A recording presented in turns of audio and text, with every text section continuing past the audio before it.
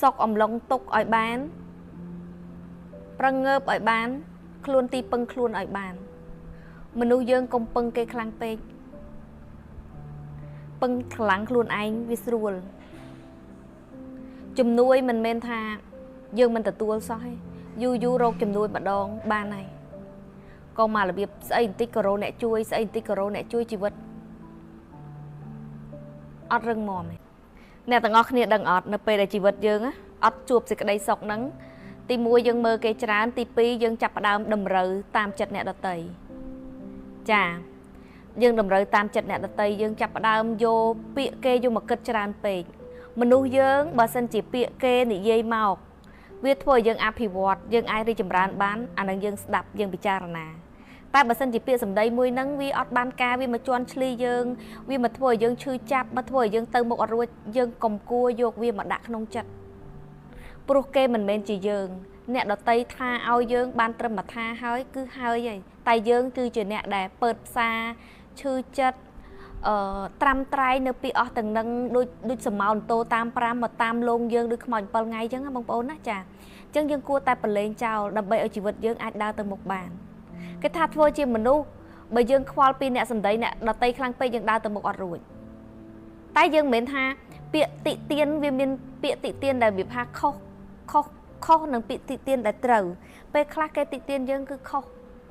នៅអ្វីដែលជាយើងចាមិនមែនថាឲ្យយើងរស់នៅមិនខ្វល់ពីសម្ដីអ្នកដតីតែយើងភ្លេចមើលខ្លួនឯងថាយើងធ្វើអីដែលវាខុសយើងធ្វើអ្វីដែលវាអត់សមស្របអាហ្នឹងយើងមិនគួរទេតែអ្វីក៏ដោយជីវិតយើងអាចផ្ញើលើមាត់អ្នកដតីទាំងស្រុងយើងអាចយកពេលវេលានឹងចិត្តកាយបេះដូងយើងទាំងអស់អូយអ្នកនេះគេថាមិនអ្នកនោះគេថាមិន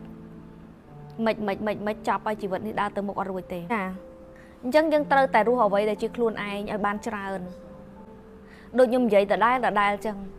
ជីវិតស្ថិតលើระดับដៃយើងហើយយើងឲ្យឥទ្ធិពលទៅអ្នកណាយើងឲ្យអ្នកដតីជាអ្នកមកកំណត់ឬយើងនឹងកំណត់ខ្លួនឯងព្រោះអីនៅពេលដែលយើងដេកដើរដួលជោគជ័យក៏នៅតែជាខ្លួនយើងនៅតែជាលុយក្នុងហោប៉ៅយើងចង់ឲ្យយើងដួលរកអីហូបមិនចង់បានក៏គ្មានអ្នកណាគេមកដឹងស្មើខ្លួនយើងគ្មានអ្នកណាគេមកលំបាកជាមួយយើងចាអូខេគេឲ្យមានពាក្យលើកទឹកចិត្តមកនៅគ្រាន់ចុះបើគេមិនបានលើកទឹកចិត្តគេមកជន់ឈ្លីយើងថែមទៀតនៅតែជាយើងអញ្ចឹងយើងគួរតែព្យាយាមរស់ជាខ្លួនឯងឲ្យបានច្រើនសេចក្តីសុខនឹងមកសុខអំឡុងទុកឲ្យបានប្រងើបឲ្យបានខ្លួនទីពឹងខ្លួនឲ្យបាន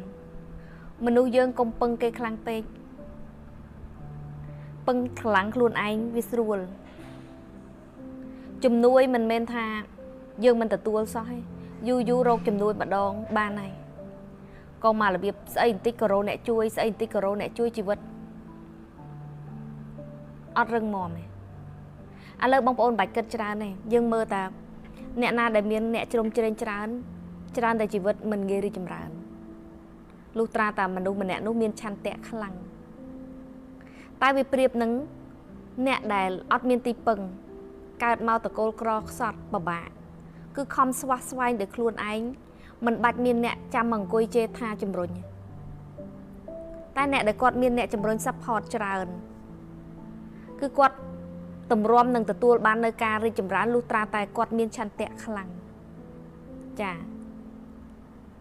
អញ្ចឹងជីវិតគឺខុសគ្នាដោយពួកខ្ញុំអញ្ចឹងកើតមកនៅតកូលអ្នកដែលអត់គ្រួសារយើងមិនមែនជាអ្នកមានក្រពិបាកយើងអត់ចាំបាច់អ្នកណាមកអង្គុយអូយឬក៏ចាំឪពុកម្ដាយមកជាដូនជីតាមកអង្គុយអូយហែងធ្វើនេះហែងធ្វើអត់ទេគឺប្រឹងខ្លួនឯងមក